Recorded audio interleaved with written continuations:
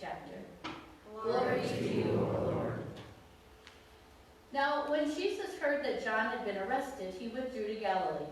He left Nazareth and made his home in Capernaum by the sea, in the territory of Zebulun and Naphtali, so that what had been spoken through the prophet Isaiah might be fulfilled. Land of Zebulun, land of Naphtali, on the road by the sea, across the Jordan, Galilee of the Gentiles. The people who sat in darkness have seen a great light, and for those who sat in the region and shadow of death, light has dawned. From that time, Jesus began to proclaim, "Repent, for the kingdom of heaven has drawn near." As he walked by the Sea of Galilee, he saw two brothers, Simon, who's called Peter, and Andrew his brother, casting a net into the sea, for they were fishermen. And he said to them, "Follow me, and I will make you fish for people." Immediately they left their nets and followed him. As he went from there, he saw two other brothers, James, son of Zebedee, and his brother John, in the boat with their father Zebedee, mending their nets, and he called them. Immediately they left the boat and their father and followed him. Jesus went throughout Galilee, teaching in their synagogues and proclaiming the good news of the kingdom and curing every disease and every sickness among the people. The Gospel of the Lord. Praise to you, O Christ. You may be seated, and I'd like to invite my young boys, where are they, up for a moment. Timothy and Brandon, I know we're here. Come on up, guys. I bet I have a book that you know. You know this book? Yes. You know this book? Yes. Dr. Seuss, Green Eggs and Ham. Who doesn't love Dr. Seuss, right? Well, I brought this book today because we were just listening to the gospel reading where the disciples, Jesus said, "Come follow me," and they said yes, and they went just like that. But sometimes we don't always say yes just like that. So like, for example, when your mom or dad says, "Hey, it's time to get out of bed and get ready for school," sometimes you say, "No, not yet." Or, "It's time to get dressed." "No, not yet." Or, "It's time to go to bed." "No, not yet," right? Well, that's what happens in this book. So sometimes we don't say yes right away, but then good things might happen when we do. So I'm not going to read the whole book, but you know, right? That Sam I am, that Sam I am. I do not like that Sam I am. And then what did Sam I am ask him? "Do you like?" Green eggs and ham. "Oh, I do not like them, Sam I am. I do not like green eggs and ham." So does Sam I am go away? Oh, no, right? He keeps asking and asking. He says, "Would you like him in a house? Would you like him with a mouse?" And he says, "I don't want him in a house. I do not like him with a mouse. I do not like them here or there. I do not like them anywhere. I do not like green eggs and ham. I do not like them, Sam I am." But does Sam I am keep going? Yeah, he keeps going. He wants to know if he wants him in a tree, in a box, in a box. You got it. He says, "No, a train, a train, a train, a train. Would you want a train?" "I would not, could not on a train, not in a car. Sam, let me be." But does Sam let him be? No, he goes on and on. "Would you in the rain, in the dark, with a goat?" "You like this one? Would you with a goat?" "I would not, could not with a goat. Could you on a boat?" Go. The boat part, here it is. "I could not, would not on a boat. I will not with a goat. I will not eat them in the rain. I will not eat them on a train, not in the dark, not in a tree, not in the car. You let me be. I do not like them in a box. I do not like them with a box. I will not eat them in a house. I will not eat them with a mouse. I do not like them here or there. I do not like them anywhere." Can you tell I've read this book a lot? I do not like green eggs and ham. This is actually my favorite page because I read it like this. He's underwater. "I do not like them, So Sam I am says, "You do not like them, so you say. Try them and you may. Try them and you may, I say. Sam, if you will let me be, I will try them. You will see." He's thinking about it, isn't he? "Say, I like green eggs and ham. I do, I like them, Sam I am. And I would eat them in a boat, and I would eat them with a goat. And I will eat them in the rain, and in the dark, and on a train, and in a car, and in a tree. They are so good, you see. So I will eat them in a box, and I will eat them with a fox, and I will eat them in a house, and I will eat them with a mouse, and I will eat them here and there. Say, I will eat them anywhere. I do so like green eggs and ham. Thank you, Sam I am." When he finally said yes,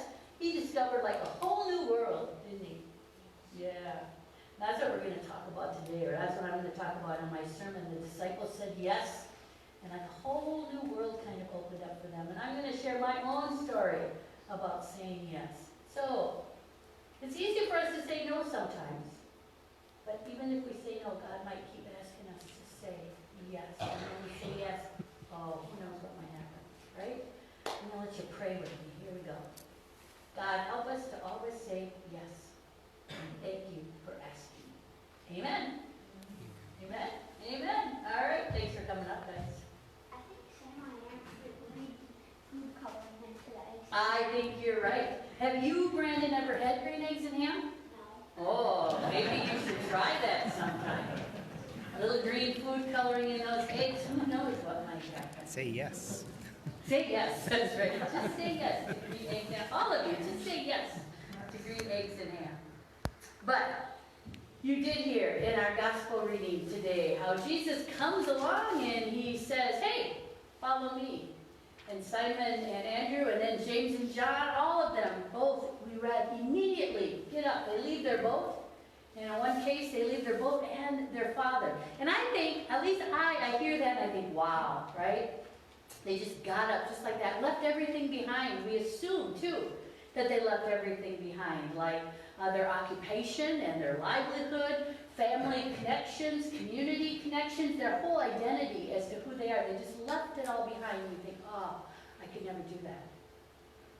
On the other hand, it could be that Jesus had prepared them or that God had prepared them to say yes as well, right? Maybe they were as ready to leave behind what they were leaving as they were to go. Maybe their father, in the case of James and John, had even been encouraging them to leave it behind and to do something else and to find something else. After all, fishing was not a high-status occupation in the ancient world. It was a lot of hard work, long hours. We've heard that. We hear that in other Bible stories, having to be out in the boat all night long. And they were under Roman occupation. And so much of what they were making had to be paid back in taxes to the Roman Empire. And so perhaps God had readied them to hear this invitation. And perhaps they were as ready to leave as they were to go and to follow. You know, God calls us in a whole variety of ways, out of and into different situations at different times in our life with different people. And it may just as much be a matter of being ready to say yes as it is being ready to say no more or goodbye to that which has been holding us. That's true, I think, in my own call to ministry. If you had said to me 11 years ago, you should go to seminary. In fact, somebody did say to me, about 11 years ago, a friend of mine said, have you ever thought about seminary? And I was like, no, never. Beyond my wildest imaginations, 11 years ago, I never could have imagined that I would be standing here right now talking to you like I am today. But 10 years ago, right about this time of year, it was 10 years ago in February, God did issue that invitation. And that invitation came through the words of others, and then what I can only describe as a spiritual experience of my own. And I realized that's indeed what I was supposed to do, was head off to seminary and go into the ministry. But I have to tell you, well, let me tell you that happened, I think, fairly quickly. In fact, to this day, I still don't quite understand how my husband handled it. That Saturday afternoon when I came home from an all-day meeting and we said, hello, how are you? Good. And then I said, hey, honey, what would you say if I told you I think I'm supposed to go to seminary? Totally out of the blue. And by the way, he said, I think I've told you this before. He said, well, okay. But so I knew that's what I was supposed to do. And so maybe it wasn't the next day, but certainly within the next couple of weeks, I was checking out what it meant to apply to seminary and starting the forms and making contacts. And then pretty soon you're doing interviews and paperwork and psychological assessments and all these kinds of things. And by the end of the summer, I was learning Greek. But as I look back, especially, I recognize it wasn't just that invitation that came on that day and I said, okay. What happened is God had been preparing my heart for several years before that so that I could be ready to hear that invitation and to be able to say yes in that moment. I didn't know that's what God was doing at the time, right? But I'm convinced that that's what God was doing. And God did it, ironically enough, by sowing seeds of dissatisfaction in my heart, particularly when it came to church, and especially when it came to worship. You see, for many years, I had not been able to hear the good news. Yeah, I would go to church every Sunday because I was a Lutheran, and that's what Lutherans do, right?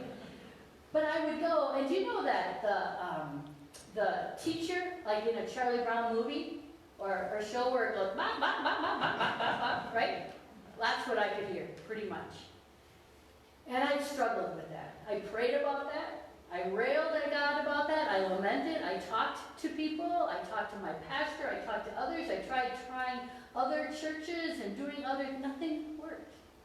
But I'm convinced now that God was preparing me to hear what God had in mind, which was to leave my occupation, my livelihood, what I had known behind, and to do something new as well. And that's the other thing about the disciples, I think. They said yes, but keep in mind, they didn't know what they were saying yes to, right? We make assumptions because we know the whole story. We know how it changed everything for them. That became their identity, not just in their lifetimes, but it's their identity for us yet today. But they wouldn't have known that when they said yes. They didn't really know what was being asked of them, where they would be going, for how long. They didn't even know, remember, they didn't even know for sure who they were following. They knew Jesus was a rabbi, and disciples followed rabbis, but they had no other idea what that might mean. And again, we make these assumptions that it meant they left everything behind. But if you read Matthew carefully, I just want to point out that it says Jesus is the one who left his home.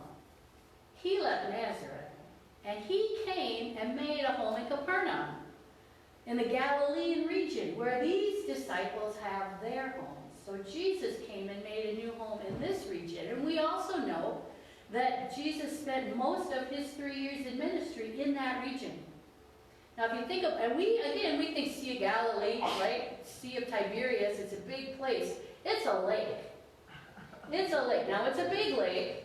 Think like Lake Mille Lacs, but I don't even think it's as big as Lake Mille Lacs. But because there are places you can see from one shore to the next. We're not talking Lake Superior or Lake Michigan, much less an ocean or a sea.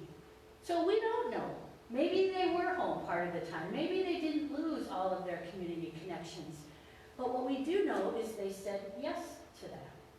They said yes not knowing what that yes necessarily entailed. And I think that's an important lesson for us as well. And that too is the lesson that I had to learn in my own call process. So I understood I was supposed to go to seminary, but I had no idea why or what or how or anything. But what happened is that I'm sure it was the first time in my life, I decided God could be in control. Notice my language? I decided God. Yeah. But it's true. And I think I started as a skeptic, or a cynic perhaps, or I gave God a yes but. Maybe that's the better way to think about it. I said, okay God, I'll go to seminary, but I don't know how or why or any of that. And so this is really what you want me to do, then I'll start. But you better make that path really clear. You better shine a bright, bright light on that path so that I don't get lost or don't get off of it. And if at any time there are obstacles that are put in my way, I'm going to assume, God, that means it's time to stop. And I've done what I needed to do. That was the mindset I went with. So, of course, the very first question I had for God was, why are you doing this to me? After all, I had a really good career. I enjoyed my work as a social worker, had always felt I had been called to do that. I still believe that to this day. I was serving God by serving the least of these. It was an important occupation, and I found great joy and satisfaction in it. And I couldn't understand why God would call me out of that. But it soon became apparent to me that it was because it was time for me to open my mouth and proclaim the good news. Remember the good news I hadn't been able to hear for several years? I understood. It didn't take long, and again, there's more stories that go with that. But I understood God was calling me not just to act on my faith, but it was time for me to speak about my faith as well. Well, then I wanted to know, well, God, why did you wait so long? If this is what I'm supposed to do, right? I'm not a young I'm not young anymore. But that became apparent as well. I could not have become the kind of pastor I am today if it had happened earlier in my life, for a whole lot of reasons. Well, then I wanted to know how God was going to do this. After all, I had a full-time job, we needed money, we still had one child to put through college. It wasn't like I could just give it all up and move to seminary. Well, it turns out that Luther at that point had a program that was still fairly new, but it was a program where I could do 2/3 of my work online. And the rest of it I would go to campus for, but at that point in my career I had a lot of vacation built up, and so I could use vacation time and use that in order to go and do the rest of my coursework. And so I could keep working, keep paying the bills, and start learning as well. Now there were things I had to give up, of course, right? Things that we had to give up. We had been used to family vacations every summer. We didn't take any vacations for about 5 years because we didn't have time or money for that. I gave up almost all of my volunteer opportunities. I gave up or set aside all of the and I have a lot of hobbies. Gave them all up, right? But there were also things I gave up I didn't mind giving up at all, like cleaning the house. Some things I haven't learned how to do after I finished seminary either. And this is the way it went throughout my seminary journey, I guess, as I just kept saying, all right, God, you show me how. One of the big, I thought was going to be an obstacle was doing my clinical pastoral education, my CPE, 400 hours of clinical work in a hospital or nursing home setting of someplace. Well, it turned out there was a program right here in Mankato at the time, at the hospital. And it wasn't, like most of them are 10-week programs. This was an extended program, so I could do it over several months. And when I went to ask about it and find out, that day I walked out of the chaplain's office with a part-time gig, working in 2 or 3 hours a week as a hospital chaplain. And I continued that for the next several years. Great opportunities and experiences. And then I wondered, God, I don't quite get why me. After all, I'm married to a farmer. We are tied to the land and to a location. It's not like I'm ever going to be able to move across country or even across the state, although Steve would always say to me, honey, don't worry about it. You just go where you need to go. I'll be home waiting for you. It came time for my internship, and lo and behold, a church in St. Peter needed an interim pastor, and the synod said, interview Trish. And if you're willing to have her be your interim, just know that she has to complete her internship at the same time. And they said yes to that. And it was an amazing experience. And I got a salary out of it instead of just a stipend, so I could keep paying the bills. And once I finished and I was beginning my own call process, I was still there because they were going through their call process. And I always had assumed, when I get to this point, wow, if there's like one church that's in a reasonable location, I'm going to be so lucky at the time that all of this ends and I'm ready for a call. I had like 3 different opportunities for interviewing and calls to consider as I finished up my schooling. And at that point, I'm saying to God, oh, do not do this to me. Do not make me choose, right? God, you have been so good and so faithful about step by step by step, showing me where to go and what to do. That's all I can handle. Don't make me choose. And God didn't. God showed me exactly what I was supposed to do and where I was supposed to be. And the same thing is true coming here. You know that. You've heard that from me before. I wasn't looking for a new call. I wasn't thinking about doing anything different. But God calls. God calls in a whole variety of ways. Often those calls for me come through the voices of other people. And here I am. And I am here not because and don't take this the wrong way. It's not because I didn't, how should I say that? It wasn't because I wanted to come. I'm very glad I'm here, though. Don't get me wrong. But I knew I came here because that was God's will for me. And I followed it. And, oh my goodness, to follow God's will is to be blessed beyond belief. That's all I can tell you. And so I look at all of you as well, right? And look at us as a congregation. 3 or 4 years ago, could you have imagined we are where we are today? Let's be honest, right? No. And so you might remember last week, those of you who could get out in our snowy day, I said to you, I don't know what God has in store for us. I don't know what God has in store for me. I don't know what God has in store for us. But I also said to you, it doesn't matter, remember? Because that's the greatness of God. And that's why I firmly believe that. We don't have to know. And we don't have to know all the details, and we don't have to know what's going to happen, but we do get to trust in God. And we do get to say yes to God's call. And that means being ready to say yes. That means looking for opportunity. That means living each day to its fullest, right? That means sharing in this greatness of God that is before us. God calls to each one of us in our own ways, in our own places, in our own times, in our own context, and says, follow me. Follow me in a whole variety of ways and situations and vocations and volunteer opportunities, and you get my drift. God calls all of us as individuals, and God calls all of us together as community and says, follow me. And God promises, follow me and I will show you. I will show you the way and the life and the truth. And all we have to do is say